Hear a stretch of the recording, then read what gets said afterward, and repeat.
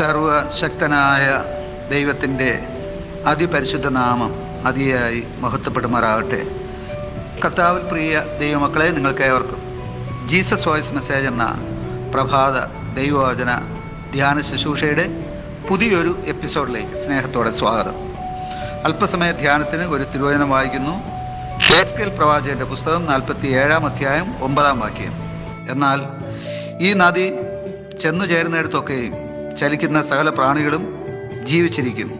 ഈ വെള്ളം അവിടെ വന്നതുകൊണ്ട് ഏറ്റവും വളരെ മത്സ്യമുണ്ടാവും. ഈ നദി ചെന്നു ചേരുന്നിടത്തൊക്കെയും അത് പഥ്യമായി തീർന്നിട്ട് സകലവും ജീവിക്കും. കർത്താവിൽ പ്രിയരെ, നാം വായിച്ചു കേട്ട യെഹെസ്കേൽ പ്രവാചകന്റെ പുസ്തകം 47-ാം അധ്യായം 9-ാം വാക്യത്തിൽ ഒരു നദിയെക്കുറിച്ച് പരിശുദ്ധാത്മാവ് പ്രസ്താവിക്കുകയാണ്. ഇതൊരു ഭാവി പ്രവചനമാണ്. ഈ പ്രവചനം 2000 വർഷങ്ങൾക്ക് മുമ്പ് നിറവേറിയ ഒരു പ്രവചനമാണ്. എന്താണ് നിറവേറിയ ആ പ്രവചനത്തിൻ്റെ കാതലായ സത്യം? ഇവിടെ ഒരു നദിയെക്കുറിച്ച് പ്രസ്താവിച്ചിരിക്കുകയാണ്. ഈ നദി ജീവിപ്പിക്കുന്ന നദിയാണ്. സകലത്തെയും അഥവാ സകലവും ജീവിപ്പിക്കുന്ന ഒരു നദി. അങ്ങനെ ഒരു നദിയെക്കുറിച്ച് എപ്പോഴെങ്കിലും നിങ്ങൾ കേട്ടിട്ടുണ്ടോ? ജീവിപ്പിക്കുന്ന നദിയെക്കുറിച്ച് ഇതാ പരിശുദ്ധാത്മാവ് ഈ തിരുവചനത്തിലൂടെ അത് വെളിപ്പെടുത്തുകയാണ്. ഈ നദി എവിടെ ചെന്നാലും ചലിക്കുന്ന സകല പ്രാണികളും ജീവിച്ചിരിക്കും. കാരണം ഈ നദി ജീവിപ്പിക്കുന്ന നദിയാണ്. ഈ നദിയിലെ വെള്ളം അവിടെ വന്നതുകൊണ്ട് അവിടെ ജീവൻ്റെ ചൈതന്യം ഉണ്ടാകും. അങ്ങനെ അവിടെ മത്സ്യങ്ങളും മറ്റു ജീവചരാചരങ്ങളെല്ലാം അവിടെ വന്നു ചേരുവാനും ഉണ്ടാകുവാനിടയാകും. മാത്രമല്ല, ഈ വെള്ളം അഥവാ ഈ നദി ചെന്ന് ചേരുന്ന ഇടം പഥ്യമായി തീരും. അങ്ങനെ സകലവും ജീവിക്കുകയും ചെയ്യും. എന്താണ് ഈ നദി? ഈ നദി ദൈവത്തിൻ്റെ പരിശുദ്ധാത്മാവാണ്. ഇത് സംബന്ധിച്ച് വിശുദ്ധ യോഹന്നാൻ എഴുതിയ സുവിശേഷം 7-ാം അധ്യായം 37-ാം വാക്യത്തിൽ യേശു പറഞ്ഞു, ഉത്സവത്തിൻ്റെ മഹാദിനമായ ഒടുക്കത്തെ നാളിൽ യേശു നിന്നുകൊണ്ട്, ദാഹിക്കുന്നവനെല്ലാം എൻ്റെ അടുക്കൽ വന്ന് കുടിക്കട്ടെ. എന്നിൽ വിശ്വസിക്കുന്നവൻ്റെ ഉള്ളിൽ നിന്ന് തിരുവെഴുത്ത് പറയുന്നത് പോലെ ജീവജലത്തിൻ്റെ നദികൾ ഒഴുകും എന്ന് പറഞ്ഞു.